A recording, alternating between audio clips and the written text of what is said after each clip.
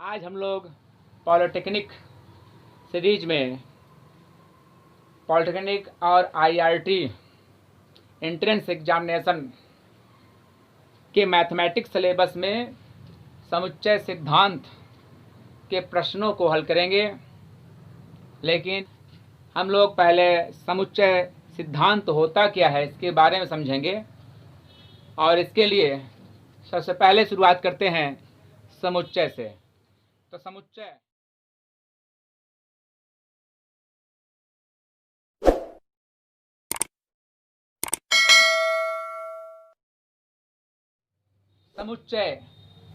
एक ऐसा समूह होता है जिसका एक सुपरिभाषित अर्थ होता है। सुपरिभाषित अर्थ का मतलब ये होता है कि यहाँ पर एक ऐसा समूह जिसका एक विशेष गुण व्यक्त हो, उस समूह को हम उसके उस विशेष गुण से व्यक्त करें। जैसे कक्षा में बैठे बच्चों का जो समूह है ये स्टूडेंटों का समूह है, छात्रों का समूह है। तो इस प्रकार से ये समुच्चय हुआ। लेकिन ये ध्यान देना है, कभी कभी हमें ऐसे भी समूह दिख जाते हैं जिनका एक सुपरिभाषित अर्थ हमें दिखता है, लेकिन उसमें कुछ ऐसे शब्द भी होते हैं जो सुपरिभाषित नहीं होते हैं। जैसे कि अगर हम जानवरों का समुच्चय लेते हैं, तो जानवरों का समुच्चय जिसमें सभी जानवरों को हम शामिल कर सकते हैं, और ये समूह जानवरों का समुच्चय होगा। लेकिन अगर हम कहें भयानक जानवरों का समुच्चय, तो भयानक शब्द जो है वो किसी जानवर के लिए अलग से लगाना उचित नहीं है, क्योंकि यहाँ पर जानवर कोई भी हो वो भयानक होते ही हैं। चाहे वो चींटी हो और चाहे वो हाथी हो, वो भयानक होते ही हैं। यानी यहाँ पर ये भयानक शब्द हम लगाकर भयानक जानवरों का समुच्चय से व्यक्त नहीं कर सकते हैं, केवल जानवरों का समुच्चय ये बनेगा। ऐसे ही अगर लेखक है तो लेखकों का समुच्चय हो सकता है, और यहाँ पर ये प्रसिद्ध लेखक अगर हम कहें तो प्रसिद्ध लेखकों का समुच्चय नहीं होगा, क्योंकि कोई भी अगर लेखक है तो प्रसिद्ध होगा ही, चाहे वो छोटे स्तर से ही प्रसिद्ध हो चाहे बड़े स्तर से वो प्रसिद्ध होगा। ऐसे ही खिलाड़ियों का, तो खिलाड़ियों में अगर प्रसिद्ध खिलाड़ियों का समुच्चय कहें तो प्रसिद्ध खिलाड़ियों का समुच्चय नहीं होगा, क्योंकि खिलाड़ी अगर है तो वो किसी न किसी लेवल पर वो प्रसिद्ध है, इसलिए प्रसिद्ध खिलाड़ियों का समुच्चय नहीं होगा। तो इस प्रकार से हम ये देखते हैं कि समुच्चय है क्या। तो अब बात करते हैं समुच्चय को किस प्रकार से लिखा जा सकता है, किस प्रकार से व्यक्त किया जा सकता है। समुच्चय का निरूपण, अगर हम समुच्चय का निरूपण करते हैं, यानी समुच्चय को हम अगर व्यक्त करें, समुच्चय को लिखें, तो हम किस प्रकार से लिख सकते हैं, इसके लिए दो विधियां हैं। पहला विधि है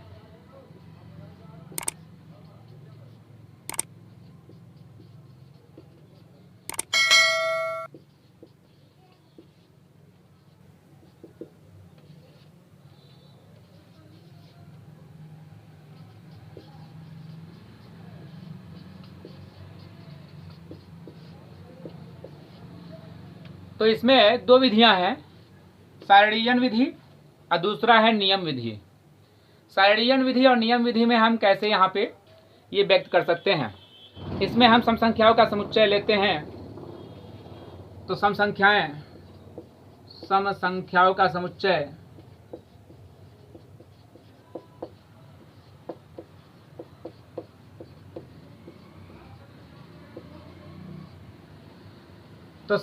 का समुच्चय जो है उसको हम पहले सारणीयन विधि से लिखते हैं। सारणीयन विधि से लिखने के लिए हमें कैपिटल लेटर का प्रयोग करना पड़ता है इसको व्यक्त करने के लिए। तो हम इसे ई से व्यक्त करते हैं, इवन नंबर्स, सम संख्या। तो इस प्रकार से यहाँ पर इसे मझले कोष्ठक में इसके एलिमेंटों को, यानी इसके अवयवों को हम कॉमा करके लिखेंगे, 2 4 6 8 ... तो ये जो विधि है ये सारणीयन विधि है। यानी यहाँ पर ये हम एक एक एलिमेंट, एक एक अवयव को कॉमा करके ये मझले कोष्ठक में लिखते हैं। अब इसी चीज को हम नियम विधि के अनुसार लिखेंगे। तो सबसे पहले ये कि ये जो समूह है किन चीजों का समूह है, कैसी संख्याएं हैं, ये सम संख्याएं। तो अब यही गुण हम इस प्रकार से लिखेंगे नियम विधि में। तो यहाँ पे इक्वल टू और मझले कोष्ठक में यही लिखेंगे यक्स सच दैट यक्स एक सम संख्या है।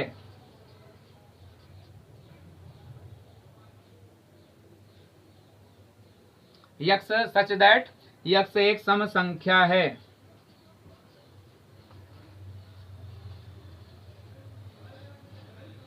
तो इस प्रकार से हम इसे डिनोट कर सकते हैं, इस प्रकार से हम इसे लिख सकते हैं कि यहाँ पर ये साइरडियन विधि से हम ऐसे लिखेंगे और ये नियम विधि के द्वारा इस प्रकार से लिख सकते हैं।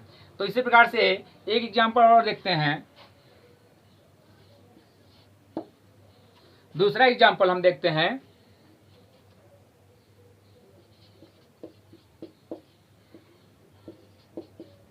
अंग्रेजी वर्णमाला के स्वरों का समुच्चय।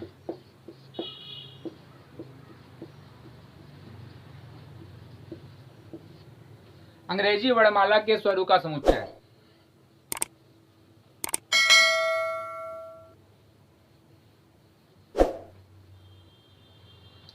तो दूसरा एग्जांपल है अंग्रेजी वर्णमाला के स्वरों का समुच्चय। तो हम इसे व्यक्त करेंगे वावेल को पहले साइरडियन विधि से। तो ये मझले कोष्ठक में A E I O you ये 5 स्वर, इसे साइरडियन विधि से हम व्यक्त किए। इसी को हम नियम विधि से व्यक्त करेंगे। यक्स सच दैट यक्स एक अंग्रेजी वर्णमाला का स्वर है।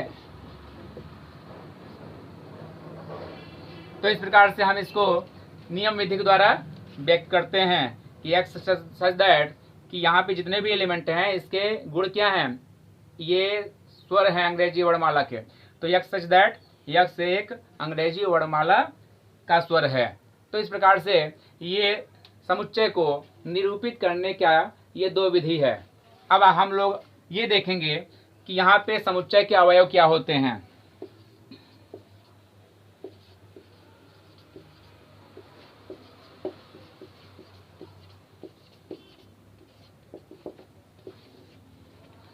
तो समुच्चय के अवयव को देखते हैं हम लोग।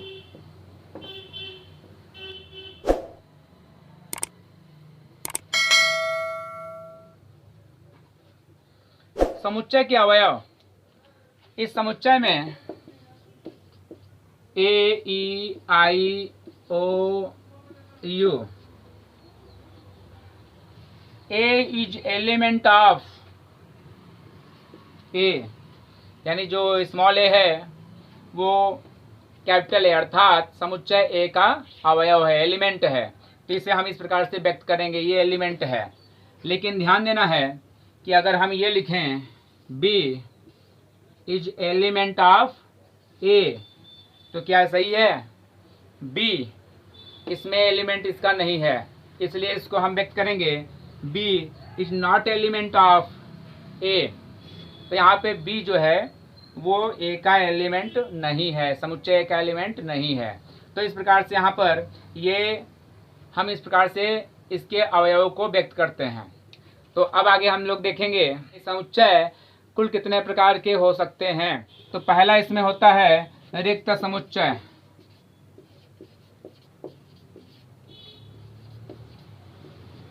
रिक्त समुच्चय, एम्प्टी सेट। रिक्त समुच्चय, रिक्त समुच्चय का मतलब ये है खाली, रिक्त, जिसमें कोई भी एलिमेंट न हो, कोई भी अवयव न हो। तो इसे हम कैसे दिखाएंगे? जैसे समुच्चय में हम इस प्रकार से दिखाते हैं। तो यहाँ पर इस समुच्चय में कोई भी अवयव नहीं है, अर्थात ये रिक्त समुच्चय है। या इसी को हम प्रदर्शित करते हैं फाई से। रिक्त समुच्चय को हम फाई से प्रदर्शित करते हैं। रिक्त समुच्चय में एक एग्जाम्पल हो सकता है कि पृथ्वी पर 400 वर्ष के आदमियों का समुच्चय, 400 वर्ष, जिनका आयु 400 वर्ष हो, ऐसे आदमियों का समुच्चय बना सकते हो? कोई भी आदमी होगा 400 वर्ष का? नहीं होगा, तो कोई आदमी नहीं मिलेगा, अर्थात इम्पटी सेट, यानी कोई भी अवयव, कोई भी एलिमेंट नहीं होगा, तो इसलिए यहाँ पे रिक्त समुच्चय हो गया। तो इस प्रकार से ये रिक्त समुच्चय हो गया। अब आगे देखते हैं, दूसरा है एकल समुच्चय।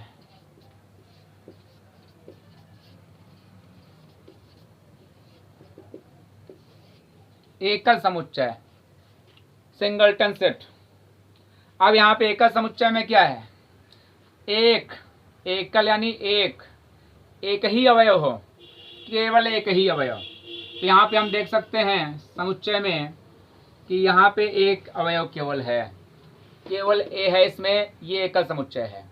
इसी प्रकार से जैसे कि भारत में महिला राष्ट्रपतियों का समुच्चय है, तो केवल एक ही महिला राष्ट्रपति हुई, राष्ट्रपति प्रतिभा पाटिल जी। और एक एग्जाम्पल, भारत के महिला प्रधानमंत्रियों का समुच्चय है, तो महिला प्रधानमंत्री भी एक ही हुई हैं, तो वो कौन है? श्रीमती इंदिरा गांधी जी। तो इस प्रकार से ये एकल समुच्चय में हो जाता है। तो अब हम लोग देखेंगे अगला, तीसरा नंबर है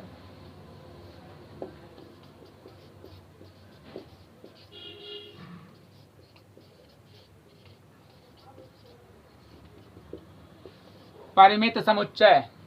परिमित समुच्चय, परिमित का मतलब होता है जिसे गिना जा सके, ऐसा समुच्चय जिसमें अवयवों की संख्या को गिना जा सके, जिसमें अवयव की संख्या सीमित हो, परिमित। तो यहाँ पर हम एक सेट ले रहे हैं, जैसे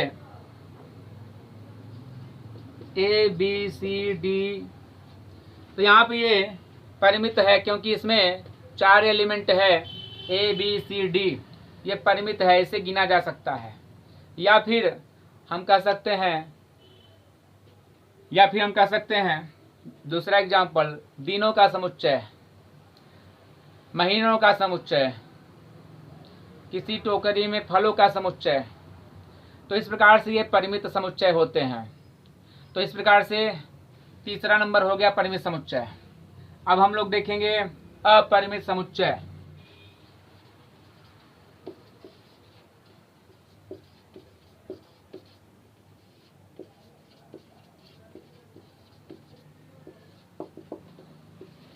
अपरिमित का मतलब ही होता है जो अनलिमिटेड हो, जिसे गिना ना जा सके, अर्थात असीमित, असीमित, जिनको गिना ना जा सके, इनफाइनाइट। तो ऐसे समुच्चय जिसमें अवयवों की संख्या को गिना ना जा सके, जिनका अवयव असीमित हो। तो यहाँ पे हम एग्जाम्पल में देखते हैं एक सेट, डी नंबर सेट एक बनाते हैं। यहाँ पर 1 2 3 डॉट डॉट डॉट, यहाँ पर ये प्राकृतिक संख्याओं का समुच्चय जो अनंत तक है, जो अपरिमित समुच्चय है। तो अब लोग हम बात करते हैं उप समुच्चय का। उप समुच्चय, सबसेट। तो किसी समुच्चय से बने समुच्चय को उप समुच्चय कहते हैं। जैसे यहाँ एक एग्जाम्पल देखते हैं,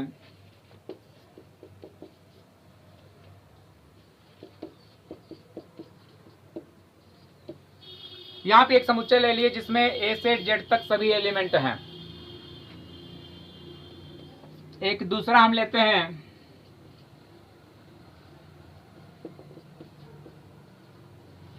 एक दूसरा समुच्चय लिए बी, जिसमें ए ई आई ओ यू, इसमें अल्फाबेट हैं पूरे 26, इसमें 5 स्वर हैं, वावेल हैं।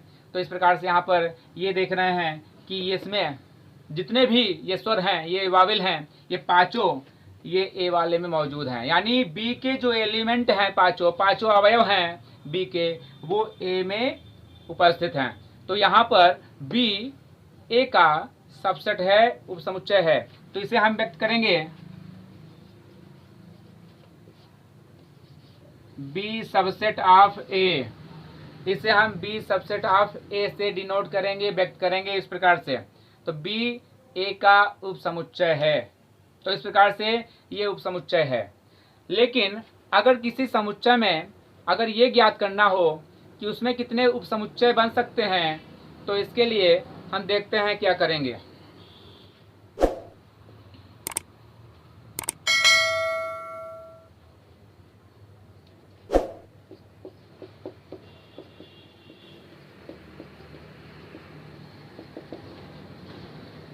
अब हम देखेंगे कि उपसमुच्चयों की संख्या अगर ज्ञात करना है तो किस प्रकार से ज्ञात कर सकते हैं। तो यहाँ पर उपसमुच्चयों की संख्या, तो एक सेट है लेते हैं, एक सेट जिसमें ए बी सी कितने एलिमेंट हैं, 3, और यहाँ पे ये नंबर ऑफ एलिमेंट 3 हो गया, n का मान 3। तो यहाँ पे एक सूत्र 2 पे घाते n, हम 2 पे घाते n से ये जान सकते हैं कि यहाँ पे उस समुच्चयों की संख्या कितनी होगी। तो यहाँ पर ये 2 पे घाते कितना कर देंगे, 3, और ये हो जाएगा 8। तो यहाँ पर जो सेट ए है इसमें उपसमुच्चय कितने बनेंगे, 8, 2 पावर n के अनुसार, n का मान 3 क्योंकि एलिमेंट 3 थे, और यहाँ पे इस प्रकार से 8 उपसमुच्चय इसमें बन सकते हैं। तो इस प्रकार से यहाँ पर उपसमुच्चयों की संख्या हम डायरेक्ट एलिमेंटों की संख्या से जान सकते हैं। अब हम यहाँ देखते हैं कि 8 अगर उपसमुच्चयों की संख्या है तो 8 उपसमुच्चय कौन कौन से होंगे, इनको हम बनाकर भी देख लेते हैं। तो देखो, पहला उपसमुच्चय याद रखो कि फाई रिक्त समुच्चय, किसी भी समुच्चय का उपसमुच्चय रिक्त समुच्चय होता है। तो पहला फाई रिक्त समुच्चय ही हो जाएगा, जिसे हम इस प्रकार से भी व्यक्त कर सकते हैं। और दूसरा उपसमुच्चय, किसी भी समुच्चय का उपसमुच्चय वो स्वयं होता है, यानी ये स्वयं ही अपने आप का उपसमुच्चय भी होगा। तो यहाँ पर दूसरा नंबर होगा ये स्वयं।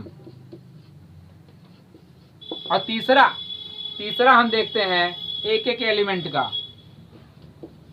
ए चौथा, बी पांचवा, सी। अब यहाँ पे हम देखते हैं कि छठवा क्या होगा, छठवा। अब 2 एलिमेंट ले लेंगे, ए भी ले लिए, फिर बी सी ले लिए, और 8वां कौन सा, ए सी ले लिए। तो इस प्रकार से हम देखना है कि 8 उस समुच्चय इसके बने, यानी फाई, दूसरा वो स्वयं, तीसरा एक एक एलिमेंट, ये 3 4 5 वाले, और 2 एलिमेंट को लेकर ये 6 7 8, यानी कुल मिला के 8 उप समुच्चय ये बना। तो इस प्रकार से यहाँ पे हमने देखा कि 8 उप समुच्चयों की संख्या जो आया था, इस प्रकार से ये उप समुच्चय बनेंगे। तो अब यहाँ पर आगे हम लोग देखते हैं।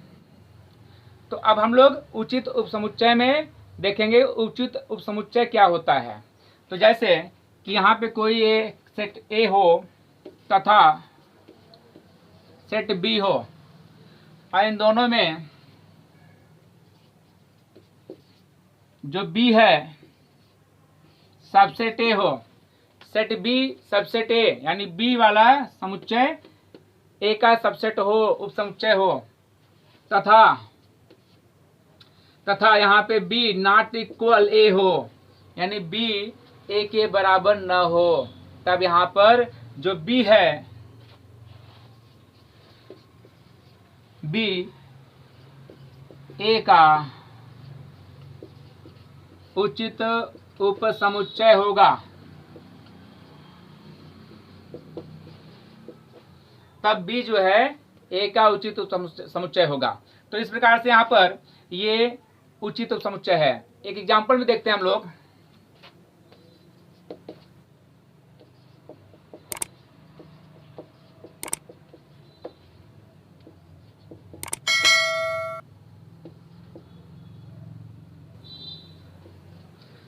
तो यहाँ पे हम देख रहे हैं कि ए में ए बी सी डी अवयव हैं और बी में बी और सी।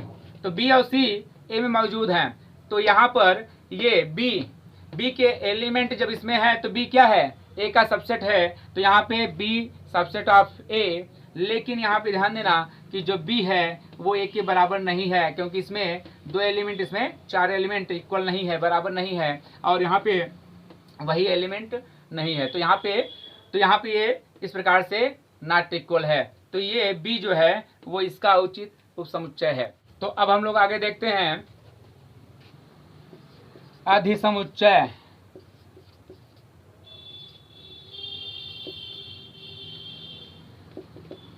अधिसमुच्चय सुपरसेट। सुपरसेट क्या होता है? ए बी सी डी, अब बी है बी सी, तो बी क्या है? सबसेट ए है। बी ए का सबसेट है, तो ए क्या होगा? बी का सुपरसेट होगा, ये अधिसमुच्चय होगा। तथा यहाँ पे दिखाएंगे कि ए सुपरसेट ऑफ बी। तो इस प्रकार से यहाँ पे ए को हम सुपरसेट ऑफ बी दिखाएंगे, क्योंकि ए जो है बी का सुपरसेट है। तो इस प्रकार से ये अधिसमुच्चय कहलाता है।